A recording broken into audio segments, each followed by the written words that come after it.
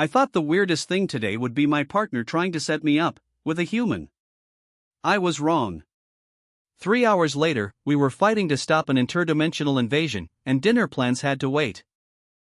For the 6th time, Krell, humans aren't that complicated, I shouted, slamming my 4 appendages on the dashboard of our patrol vehicle. They are just peculiar. Krell, my human partner of 3 solar cycles, shot me one of those looks. You know the one, the raised eyebrow, the slight tilt of the head, the pursed lips.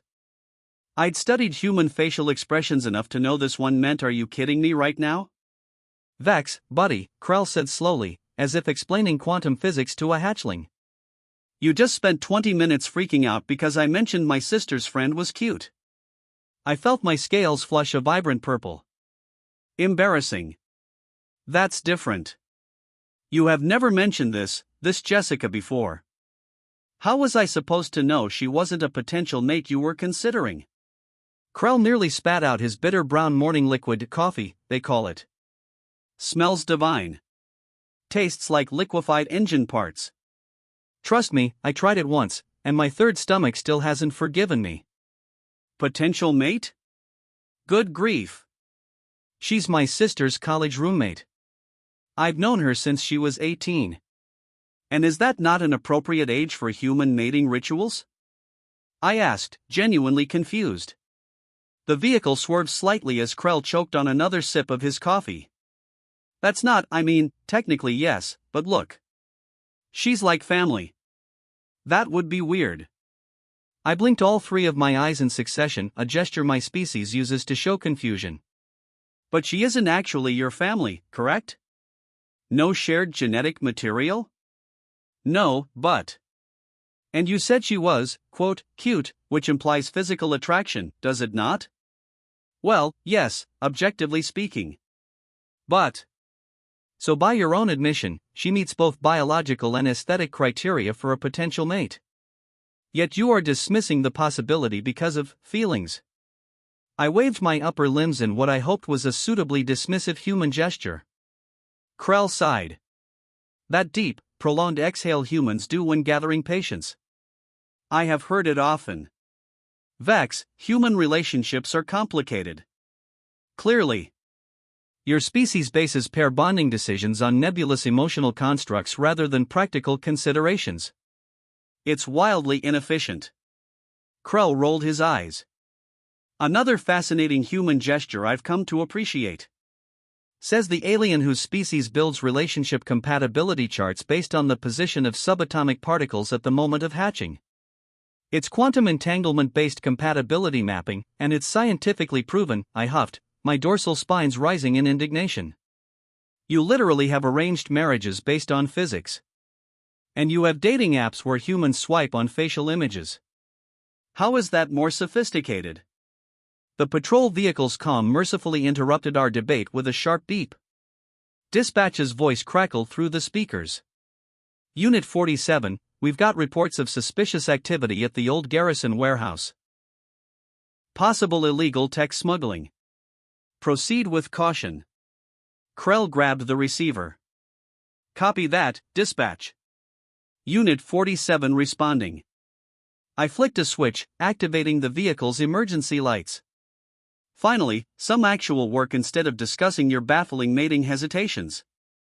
Krell gunned the engine, sending us speeding through the busy streets of New Aurora, the first human-alien integrated city on Earth. We are not done with this conversation, Scaleface. Oh yes, we are, Smoothskin.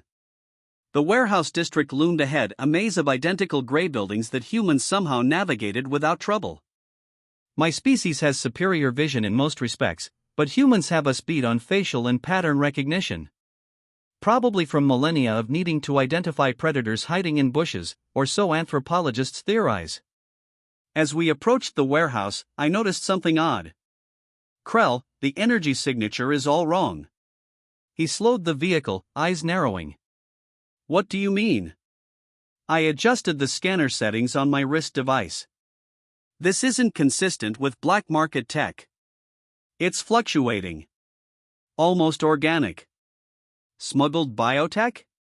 Krell suggested, parking the vehicle in a shadowed alley a safe distance from the warehouse. Possibly. Or, I hesitated. What? Remember that case last month? The one with the Zorasian bioweapons? Krell's face hardened. How could I forget? That slime nearly dissolved my favorite jacket. And you inside it, I reminded him. The energy signature is similar, but different, more controlled. Great, Krell muttered, checking his pulse pistol. I just had this uniform cleaned. We approached the warehouse cautiously, using the surrounding containers as cover. The building looked abandoned, windows broken, graffiti covering the walls. A typical human urban decay. But my scanner showed significant energy readings inside. 3 life forms, I whispered, reading the data. 2 human. 1 unknown. Krell nodded, his expression serious. Back in trance? Affirmative. We circled around, keeping low.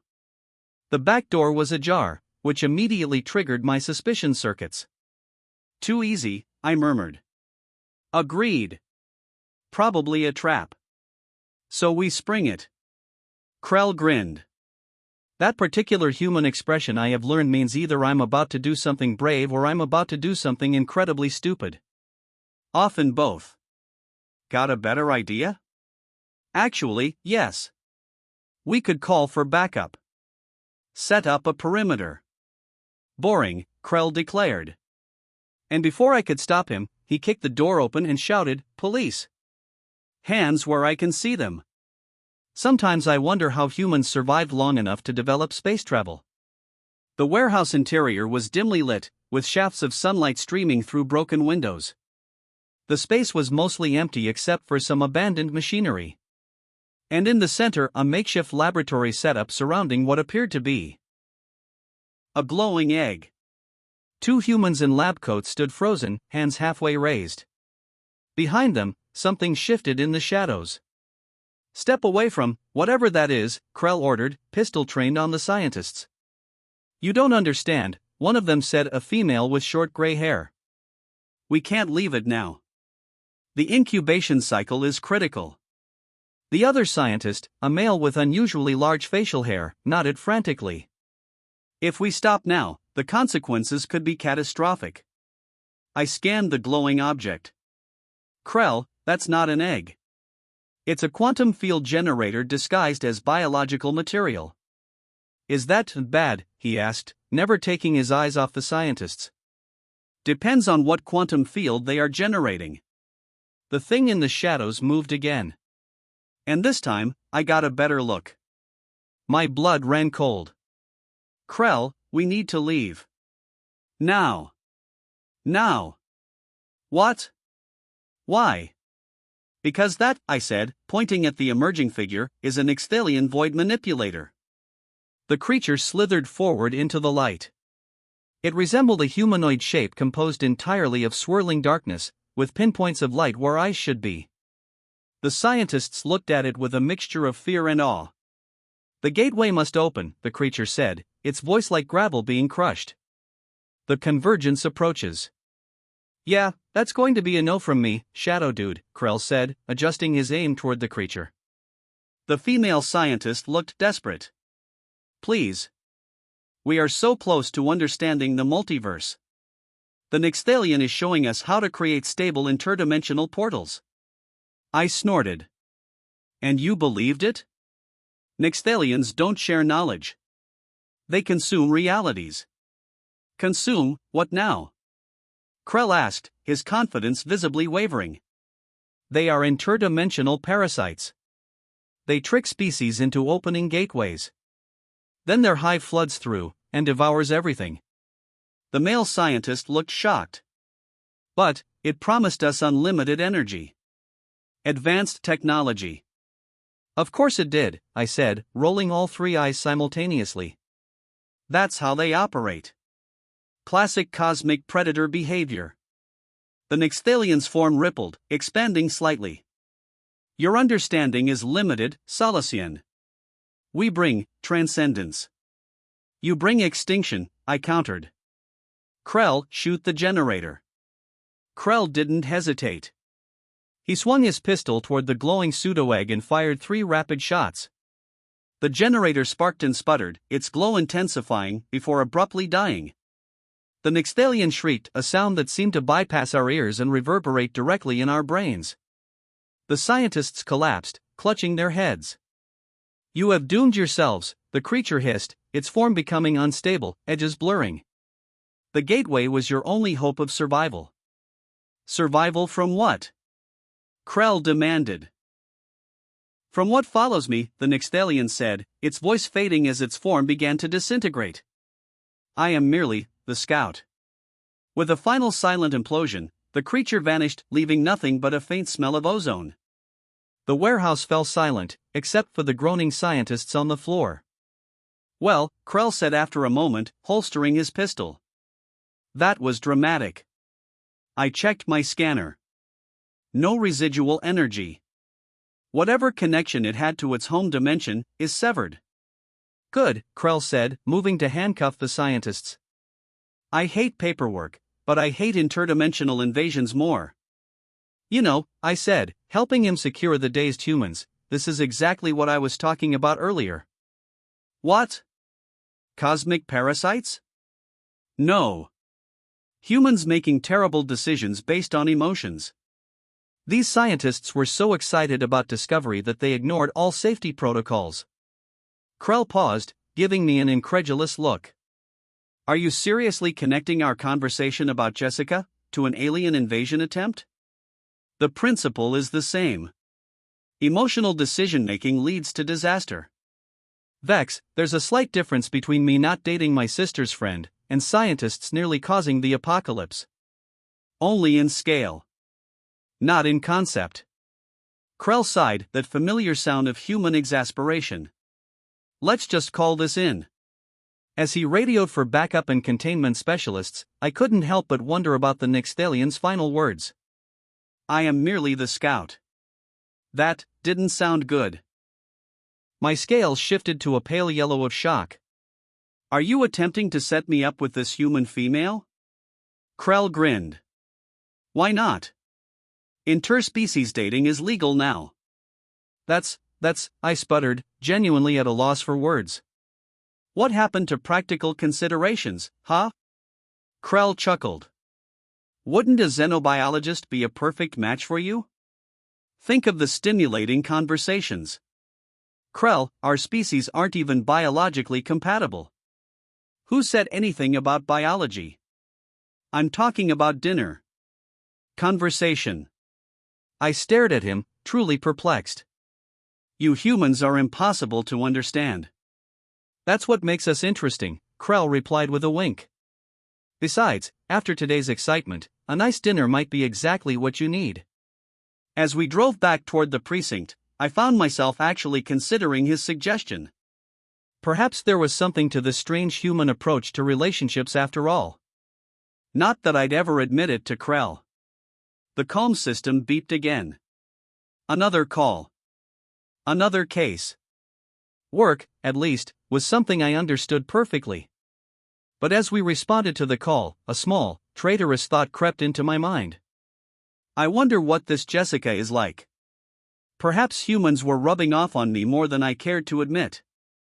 3 days later, I found myself doing something I never imagined, sitting across from Jessica Lynn at the Cosmic Spoon, a restaurant specifically designed for interspecies dining. Each table featured adjustable gravity settings, atmosphere bubbles, and specialized utensils for different anatomies. "So you're really from Salac Prime?" Jessica asked, her 2 expressive eyes wide with curiosity. "The atmospheric composition there must be fascinating." I adjusted my breathing apparatus. Earth's atmosphere was tolerable, but restaurant air mixed with concentrated food aromas could be overwhelming. "Yes. Our atmosphere has 32% more sulfur compounds than Earth's." "Makes for spectacular sunsets," I replied, trying to sound casual while my inner monologue screamed, "What are you doing here, Vex?" Jessica nodded eagerly, scribbling notes onto her datapad. "Amazing. Does that affect your respiratory evolution compared to low-sulfur environments?" This wasn't what I'd expected. When Krell mentioned dinner and conversation, I'd prepared for awkward small talk about Earth weather or pop culture. Not a scientific interrogation. It resulted in our triple-chambered lung structure and enhanced metabolic filtering, I explained. Then, narrowing my eyes suspiciously, I asked, "Are you studying me right now?" Her face flushed pink, an involuntary human reaction I'd learned indicated embarrassment. Sorry. Professional habit. I get excited about xenobiology and forget social boundaries. Krell warned me about this, I muttered. He did? Jessica tilted her head, curious. What else did he say? That you're brilliant but stubborn. That you overthink everything. And that you have the best reaction when confused, something about your eye stalks doing a little dance. She wiggled her fingers above her head to demonstrate. My eye stalks do not dance, I said, stiffening in indignation. They perform a culturally significant gesture of contemplation. Jessica burst into laughter, a melodic, pleasant sound. That's exactly what he said you'd say. My scales flushed deep purple. Betrayed by my own partner, and my own traitorous biology. A Florian server approached, gliding gracefully on tendrils, carrying our drinks. Jessica had ordered something called a mojito. I'd chosen fermented mineral water with nitrogen bubbles, a rare earth delicacy for my species. So, I said, desperate to change the subject. Krell mentioned you're a xenobiologist. Where do you work? The Galactic Science Foundation, she replied. I specialize in cross-species medical adaptations. Basically, I help develop treatments that work for multiple species. Important work, I acknowledged, genuinely impressed. Jessica nodded solemnly. Exactly. With the refugee crisis from the Andromeda conflict, our medical infrastructure isn't prepared. Just last week, we had a Tandovian child with a simple infection that nearly turned fatal because we couldn't synthesize the right antibiotic fast enough. Our food arrived, a protein structure engineered for my physiology and something called pad thai for Jessica. As we ate, the conversation flowed surprisingly easily, jumping from xenobiology to interstellar politics to strange human customs. Wait, I said, clicking my mandibles in disbelief. Humans deliberately watch entertainment designed to trigger fear, for pleasure? Jessica grinned. Horror movies. Yep. But, why? Fear evolved as a survival mechanism. Triggering it deliberately seems counterproductive. Sometimes it's fun to be scared when you know you're actually safe, she explained. Like roller coasters or haunted houses. I shook my head. Humans are bizarre. Says the alien with color-changing mood scales, she teased. An involuntary biological response. Not something we do for fun. Jessica leaned forward, suddenly serious. Can I ask you something personal, Vex? My third stomach fluttered. Definitely a digestive issue. Absolutely not related to her voice or how her eyes caught the light. Go ahead. Why did you agree to meet me? Krell told me you spent 20 minutes ranting about how illogical humans are about relationships. I nearly choked on my mineral water. He told you that? Oh, he tells me everything. We've been friends since college. I considered lying but chose honesty. Scientific curiosity. I wanted to understand why Krell thought we'd be compatible despite our obvious biological differences. Jessica raised an eyebrow. And, what's your conclusion so far? Inconclusive. More data required. I winced, realizing how clinical that sounded. But Jessica laughed. Fair enough. I feel the same way. The evening continued pleasantly until my wrist device beeped urgently. An emergency alert. I have to go, I said, scanning the message. My eye stalk shot straight. The energy signature from the warehouse incident has reappeared. Multiple locations. Jessica's expression turned serious. The one with the interdimensional being? That's bad. I blinked. Krell told you about that too? Just the basics. Classified case, right? I nodded, already rising. Apologies for cutting this short. No apology needed, Jessica replied, standing too. Go save the world or whatever part of it needs saving. I hesitated. Was I supposed to say something else? But Jessica saved me the trouble. I had a great time, Vex. Let me know when you're free again, and be careful out there. I will. Thank you for understanding. The next threat. 20 minutes later, the precinct was chaos. Officers rushed between terminals, screens blinked with red alerts, and Captain Doran barked orders. Krell spotted me and hurried over. There you are. How was your date? It wasn't a date. It was an anthropological research meeting, I snapped. What's happening? Krell's face grew serious. Remember our Nyx'Thalian friend? Looks like he wasn't kidding about being a scout. We've got energy signatures matching the warehouse, at 7 locations. Captain Doran strode over, grim-faced. Officer Vex, good. You recognized the Nyx'Thalian before anyone. I need your expertise. She pulled up a map of New Aurora. 7 pulsing red dots blinked ominously. The signatures appeared simultaneously. They're growing stronger. I stared at the pattern, realization dawning. They're not random. They're forming a septogram. A what? Krell asked. A 7-pointed star. A multidimensional framework. They're not opening one gateway, they're building an invasion network. Doran paled. How do we stop it? We need to disrupt all 7 nodes simultaneously, or the energy will just redirect. 7 locations, limited personnel, Doran muttered. We'll need help. I know someone, I said. A xenobiologist who understands cross-species energy impacts. Jessica arrived in 15 minutes, professional, composed, and already scanning data. These energy fields aren't just opening rifts, she reported. They're altering biological matter, terraforming the environment to suit Nyx'Thalian physiology. How long do we have? Doran asked. Jessica's face tightened. At the current expansion rate, 3 hours before the changes become irreversible. Doran didn't hesitate. 7 teams. We deploy in 15 minutes. I pulled Krell aside. Be careful. The last Nyx'Thalian was just a scout. These will be stronger. Relax, Krell said, checking his pulse pistol. I've got this. You always say that before things go horribly wrong. Name one time. The Zorasian slime incident. The lunar colony standoff. The sentient plant uprising. Okay. Jessica handed us small devices. Biological stabilizers. They'll protect you for about 30 minutes from the worst effects. Krell grinned. Keep my scaly friend out of trouble, will you? Jessica smiled. I'll try. But from what you've told me, that's a full-time job. I'm standing right here, I protested. The battle begins.